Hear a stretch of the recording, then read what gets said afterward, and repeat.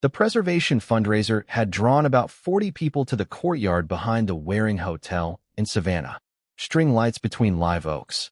Maps of every historic property under restoration pinned to display tables. The Bellamy sat near the center. Connor Walsh stood beside the table with his hands in his jacket pockets. Lauren Price stood next to him, close enough that her shoulder nearly touched his arm. A woman from the organizing committee walked a group of donors past. She gestured toward Connor and Lauren and said, "And this is the couple behind the Bellamy restoration." Connor turned to Lauren. He waited. Lauren did not look at the committee woman. Her eyes stayed on the map, and she smiled. Small, just the corner of her mouth, and said nothing. For steps away, Dale Prescott held a glass of red wine and watched the whole exchange. His eyes stayed on Lauren's smile longer than they should have. This is the story of a building no one believed could stand again, and two people no one expected to find each other inside it. Stay? 3 weeks earlier, Connor Walsh opened his garage workshop at 6:15 on a Tuesday morning in Savannah. The tools hung on pegboard in the same order they had been in for 3 years. Chisels grouped by width, hand planes arranged by number, levels on the bottom row where he could reach them without looking. He pulled a set of drawings from the shelf above the table saw and spread them flat under the overhead light, checking measurements he had already checked the night before. Inside the house, Sam sat at the kitchen table with a bowl of cereal and a library book propped against the napkin holder. He was 9, small for his age, and he read the way some kids watch television. Completely still, completely elsewhere. Connor came in through the side door, rinsed his coffee mug, and set it upside down on the drying rack. "Spaghetti tonight?" Connor asked. Sam turned a page. "Can we do garlic bread too?" "We can do garlic bread." Connor drove Sam to school, waited until the boy disappeared through the front doors, and pulled back onto Drayton Street. His phone rang before he reached the first light. A local real estate attorney he had done work for before had a referral. A client who had just purchased the Bellamy, the 3-story brick building on Habersham that had been sitting empty for 6 years. The client needed a contractor who understood historic preservation, someone who would not gut the original structure to make the job easier. Connor said he would take a look. He met Lauren Price at the Bellamy at 10 that morning. She was already inside when he arrived, standing in the center of the ground floor hall with a leather notebook open in one hand and a phone in the other, photographing a section of crown molding near the ceiling. She wore a navy blazer over a white shirt, and her hair was pulled back in a way that suggested she had not thought about it twice. "Lauren Price," she said, extending her hand without putting down the notebook. "Price and Worth Hospitality. Connor Walsh." She walked him through the building room by room. She knew what she wanted, a boutique hotel that preserved the original bones. Not a reproduction, not a renovation that erased what made the building worth saving. She pointed to the heart pine floors, the plaster medallions above the door frames, the hand-forged iron railings on the main staircase, and said, "These stay." Connor listened without interrupting. When she finished, he started his own walk through. He tested the joists on the second floor by feel, knelt beside the foundation wall in the basement, and ran his thumb along the mortar line, and stood in the stairwell studying the way the load transferred through the original timber frame. When he came back to the main hall, he told Lauren that the mortar needed repointing on the north face, that the roof had been sistered with lumber that did not match the original span, and that 3 of the 12 windows on the west side still had their original hand-blown glass, which meant the replacements would need to be custom fabricated. Lauren looked at him for a moment. The level of detail was not what she expected from a general contractor. She did not ask about it. Connor gave her a number. She did not negotiate. They signed the contract that afternoon at her temporary office on Broughton Street, and Connor had a crew on site by Thursday. The first week moved the way first weeks do on a historic job, slowly, carefully, with more documentation than demolition. Connor's crew stripped the modern drywall from the ground floor and exposed the original lath and plaster beneath. Lauren came to the site every morning at 8, and Connor had the daily update ready before she asked for it. They developed a rhythm without discussing it. She asked precise questions. He gave precise answers.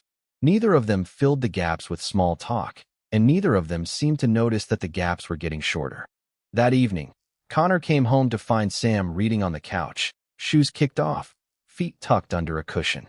Connor hung his jacket on the hook by the door, sat down beside his son, and Sam leaned into his shoulder without looking up from his book. They stayed like that, quiet, until it was time to start dinner. The second week, Dale Prescott came to the site. He arrived mid-morning in a pressed shirt and no hard hat, which meant he had not come to inspect anything. He introduced himself to Lauren as the chair of the Savannah Historic Preservation Board and shook her hand with both of his, holding it a beat too long while he told her how pleased the board was to see the Bellamy receiving attention after so many years of neglect. Then his tone shifted by exactly 1 degree. Historic buildings have a way of surprising people, he said. He let the sentence sit for a moment before continuing. I'd hate to see your investment stall over something that could have been caught early. He suggested, not demanded, but suggested, that the project undergo a supplemental structural review before the Phase 2 permit was issued. Standard practice, he called it. Just thoroughness. He smiled when he said it, the way a man smiles when he already knows the outcome. Lauren asked Connor about it after Dale left. They stood in the main hall, Connor wiping plaster dust off his forearms with a rag. The permits are clean, Connor said. Phase 1 was approved with full documentation. There is no code basis for a supplemental hold. But the Phase 2 permit did not come. 2 days later, the status in the city's online system changed to pending supplemental review, and Dale Prescott's signature sat at the bottom of the hold order like a lock on a door that should have been open. Lauren spent that evening at her office on Broughton Street. She was not reading about the permit. She was reading about Connor. She searched his name alongside the Monarch Hotel in Atlanta, a landmark restoration that had won an AIA Honor Award 5 years earlier.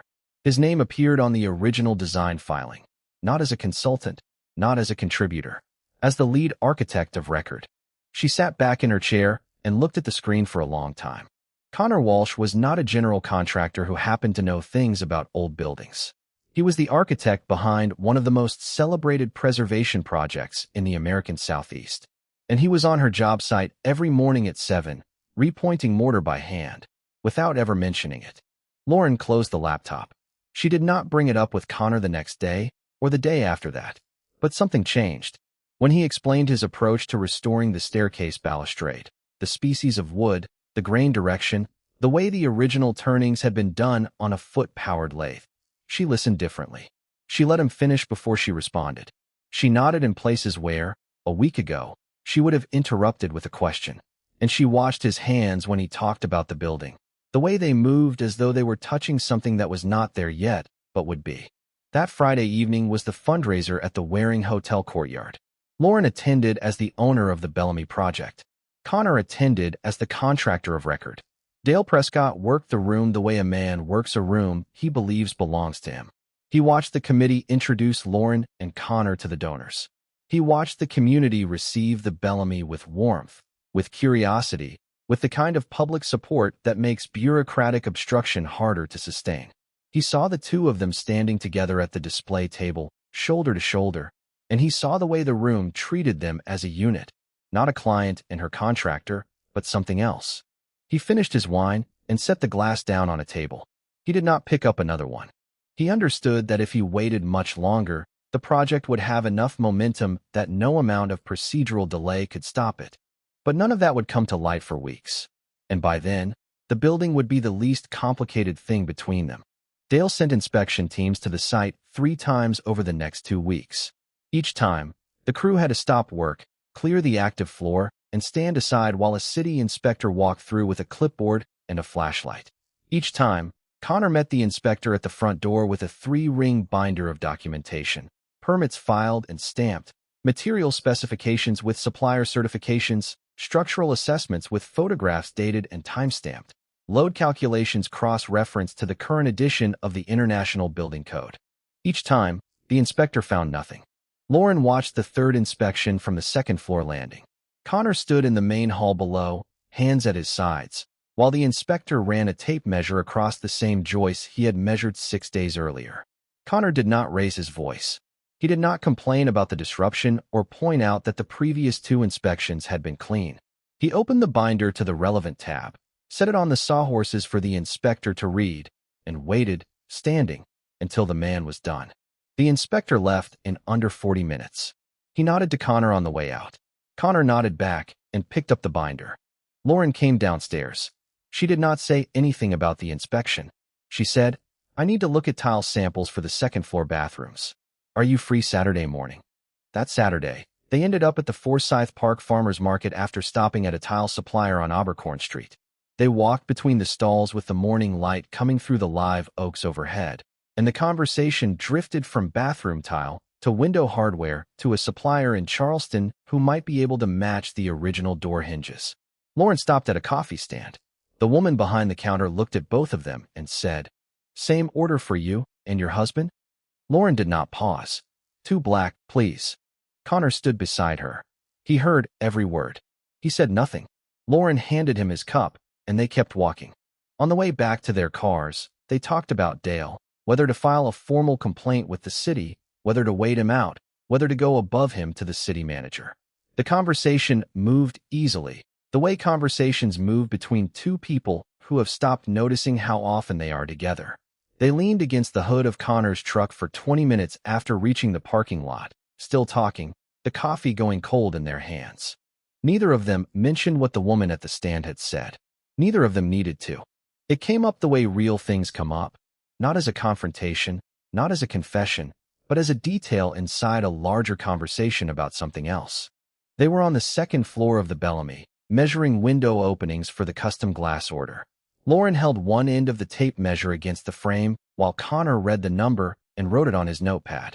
They had been at it for an hour, working their way down the west side of the building, and the rhythm was automatic now. Hold, measure, note, move. Lauren asked about the Monarch Hotel while they were between windows. She asked it the way she asked about everything technical, directly, specifically, without preamble. She wanted to know how he had matched the original glazing profile on a building that old without any surviving manufacturer records. Connor explained the method. He talked about pulling a sample pane from an interior transom that had never been replaced, having it analyzed for composition at a lab in Atlanta, and finding a glassmaker in West Virginia who could approximate the thickness and the slight wave pattern that hand-blown glass produces. He spoke the way he always spoke about buildings, with precision, with patience, and with a kind of attention that made the subject feel larger than it was. Then he stopped. He set the notepad down on the windowsill. The design was mine, he said. The whole thing. But the name on the award was not. My partner put his name on it, and the firm sided with him. So I left. He did not say it with bitterness. He did not say it with resignation. He said it the way a person reads a measurement off a tape, flat, factual, already accounted for in the plans. He picked up the notepad and moved to the next window. Lauren stood still for a long moment. She did not offer sympathy. She did not ask why he had not fought it, or whether he had considered legal action, or how it had felt. She picked up her end of the tape measure, walked to the next frame, and held it in place. But she understood something she had not put into words before. Connor did not correct the record on the Monarch Hotel. He did not file a claim. He did not issue a public statement or demand that the firm acknowledge what was his. He walked away and started over somewhere else, building things under a different title, doing the work right, without needing anyone to know who he was or what he had done before. It was the same thing she had been doing every time someone called her his wife. She let it stand, not because correcting it would have been difficult, because some things are more true when you do not explain them. The letter arrived on a Monday morning. Dale Prescott had filed a formal petition with the Historic Preservation Board requesting a full review of the Bellamy's historic designation. If the board voted to reclassify the property, the entire project would be frozen. No permits, no construction, no path forward until a new environmental and structural assessment was completed, a process that could take 12 to 18 months. Lauren read the petition in her office. The arguments were thin. A series of questions about whether the building's various modifications over the past 150 years had compromised its original character enough to warrant removing its protected status. The technical basis was weak, but it was technically sufficient to force a board vote, and that was all Dale needed.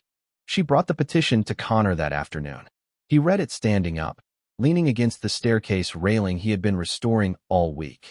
He turned each page slowly, holding the paper at arm's length the way a man holds something he is already taking apart in his mind. The structural argument does not hold, he said. The modifications are cosmetic, partition walls, updated plumbing, electrical runs through the basement. The load-bearing system is original 1850s timber frame, and I can prove it down to the species of wood and the joinery method. Can you put that in writing? I already started. The hearing was scheduled for 10 days out. Connor worked on the structural assessment every evening after the crew left, staying in the Bellamy alone until 9 or 10, moving through the building with a flashlight and a camera, documenting every original element he could identify.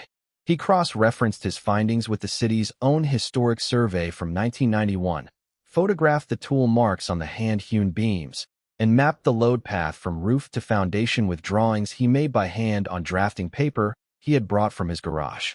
The finished document was 41 pages. Lauren read it on a Thursday evening in her office.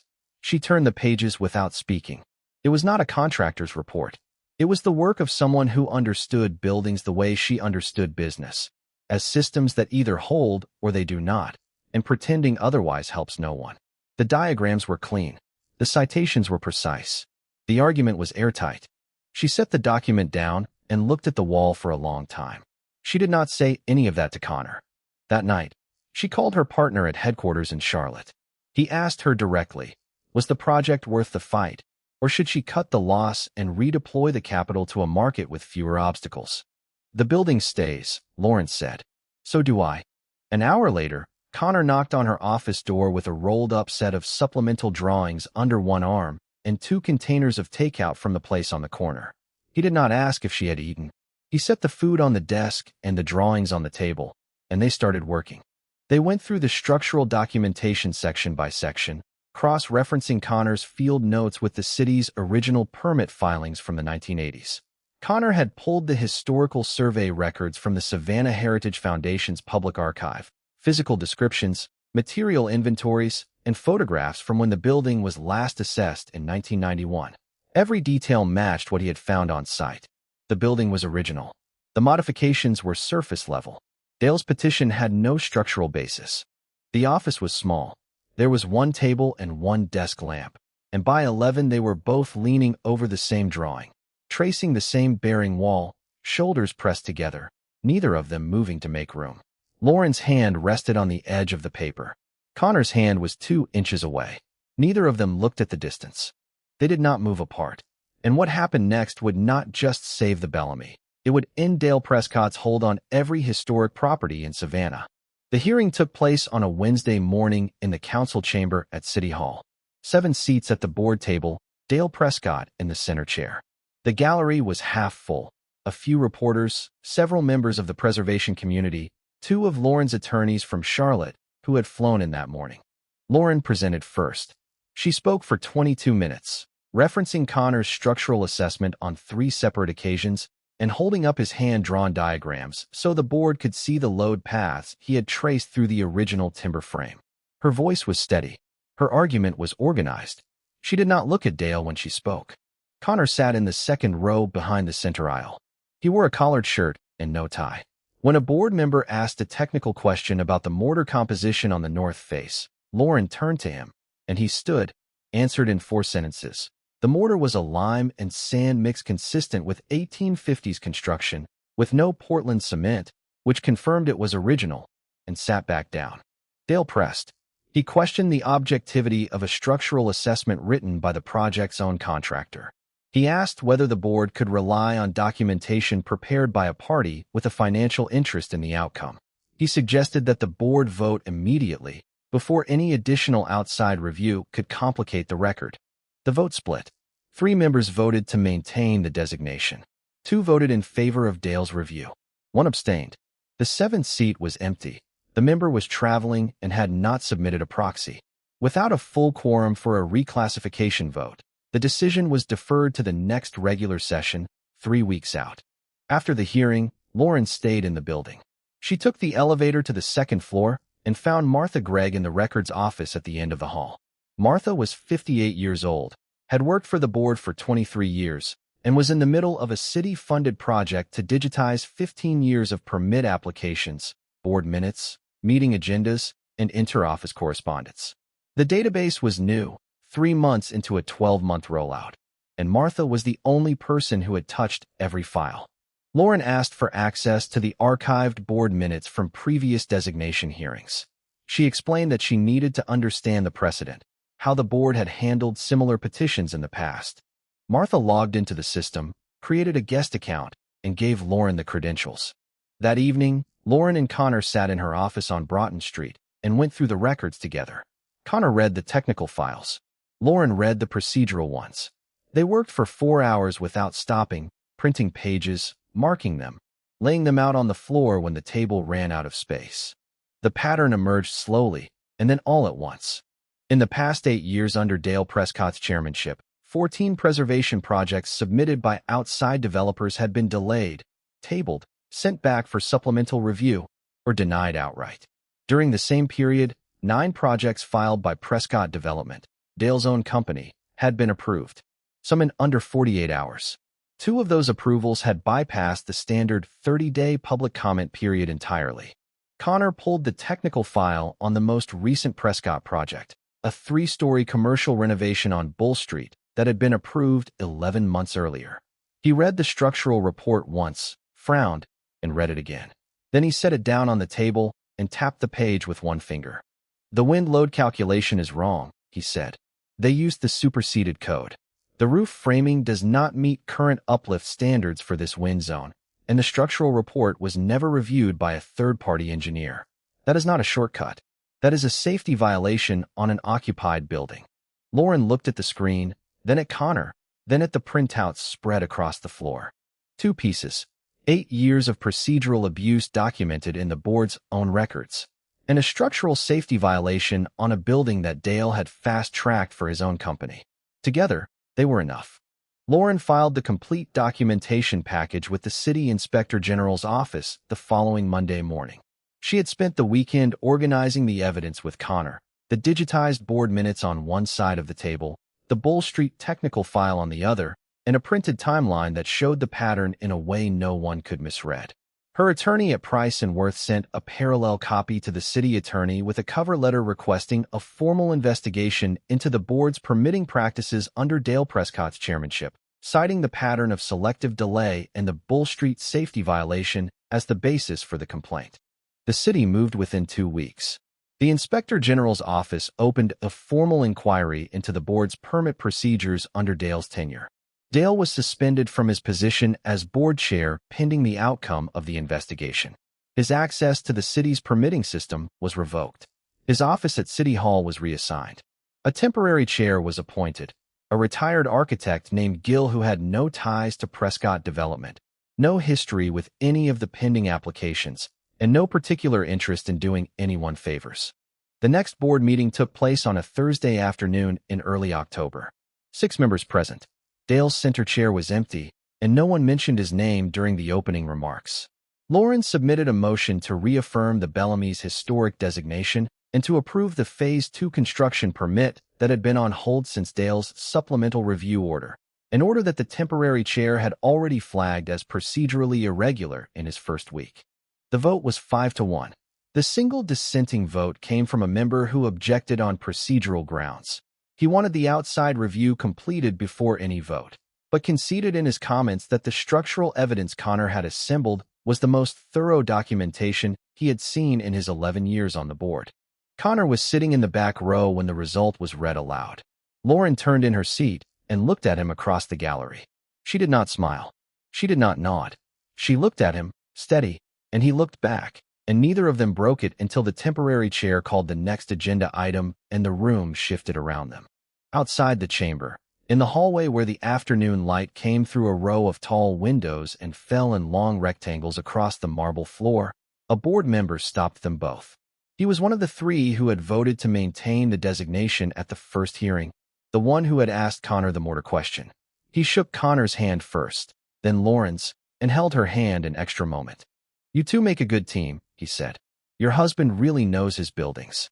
Lauren smiled. It was the same smile she had given at the fundraiser courtyard, small, just the corner of her mouth, eyes steady and warm. She did not correct him. Connor did not correct him either. He placed his hand on the back of her chair as they walked toward the exit, held it there for 3 steps, and then let it fall to his side. Lauren did not look at his hand, but she did not move away from it. With the permits cleared and Dale's obstruction removed, the Bellamy moved fast. Connor's crew worked 6 days a week through the rest of the month.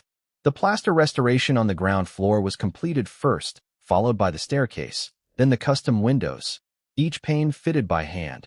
Each one matched to the original glazing profile Connor had documented during the first week on site.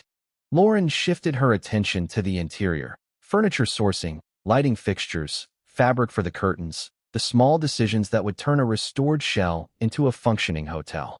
She was on site most days, sometimes before the crew arrived, sometimes after they left, walking the rooms alone and making notes in the same leather notebook she had carried the first day they met.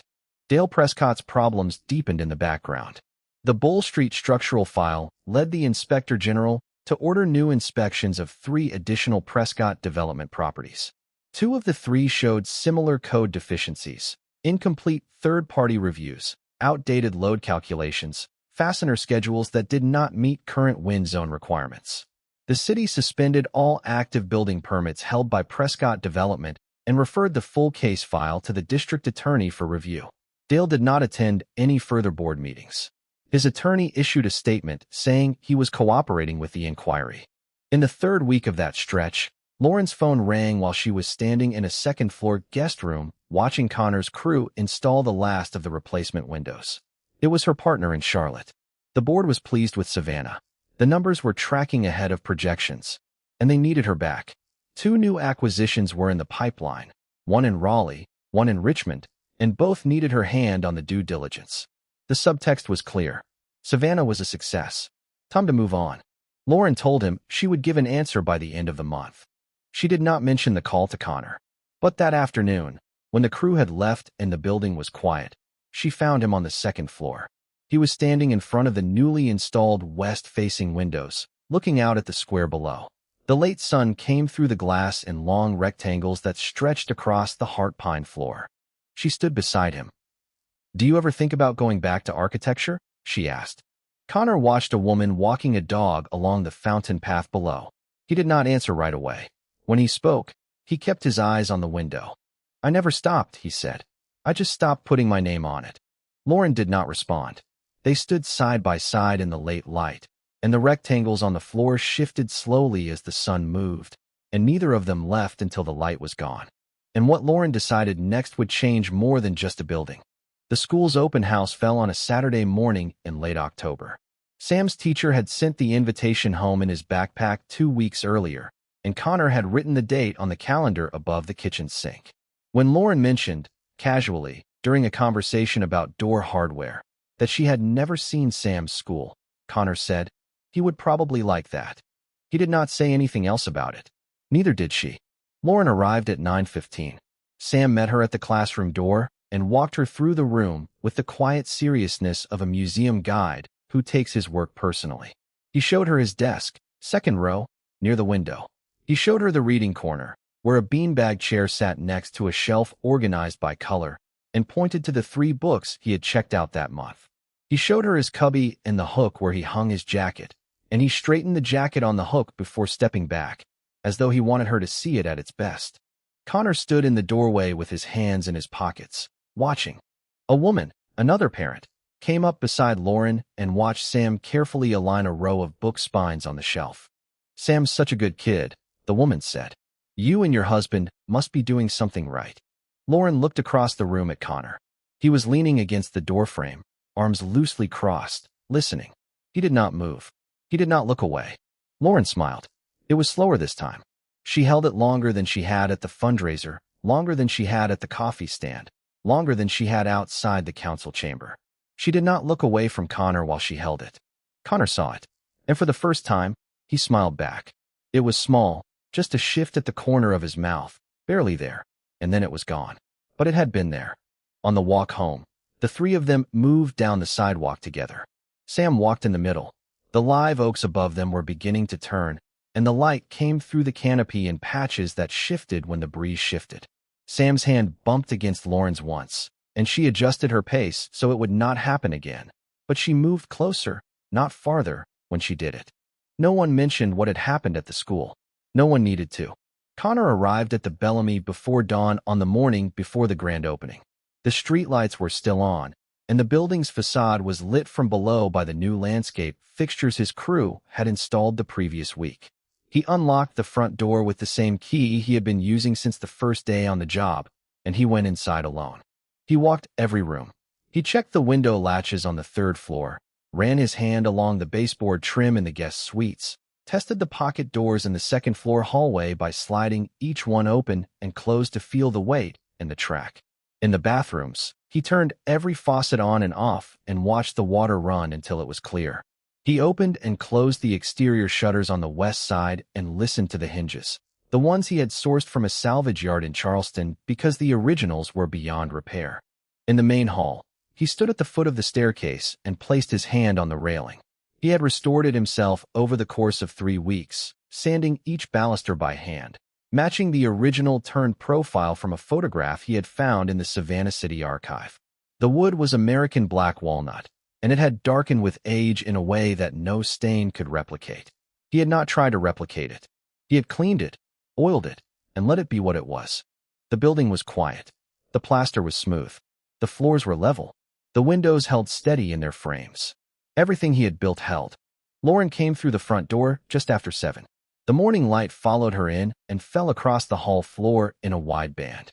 She saw Connor standing at the foot of the staircase, one hand on the railing, looking up at the restored plaster medallion above the chandelier mount. She stopped in the doorway. She watched him for a moment. The way he stood inside the building he had rebuilt, not as a contractor finishing a punch list, but as a man standing inside something he had made whole. The same way he stood inside his own life. No announcement, no claim, just the work, done right, still standing. She walked across the hall and stood beside him. They both looked up at the ceiling. "I told Charlotte I'm staying," she said. Connor looked at her. He did not ask why. He did not ask what Charlotte had said, or what the new plan was, or how long staying meant. "I didn't correct them either," Lauren said. He understood. She was not talking about the donors at the fundraiser, or the vendor at the coffee stand, or the board member in the hallway, or the mother at Sam's school. She was talking about Charlotte, about her partner's assumption that she would come back once the project was done. She had not argued with it. She had not explained. She had simply not gone back, and she had let the silence say what needed to be said. Connor nodded once. That afternoon, the Bellamy opened. The ground floor hall filled with people, city officials, members of the historic preservation community, a reporter from the Savannah Morning News, neighbors from Habersham Street who had walked past the building for years and never stepped inside. Sam moved through the crowd in a collared shirt Connor had pressed that morning, staying near his father but wandering occasionally to study the things that caught his eye. The iron railings, the restored transom windows, the original heart pine floors that Connor had saved one plank at a time. Lauren stood at the front entrance, greeting guests as they arrived. Connor stood beside her, not behind her, not across the room, but beside her, on the top step, close enough that their arms nearly touched. The evening light came through the live oaks on Habersham Street and laid itself down gold across the sidewalk. A photographer from the newspaper walked up the front steps. He looked at both of them, raised his camera halfway, and said, "The couple who restored it. Can you get together for the shot?" Lauren stepped closer to Connor. Their shoulders touched. She looked into the lens. Connor looked into the lens. Neither of them corrected him. She smiled. Some things were never wrong to begin with.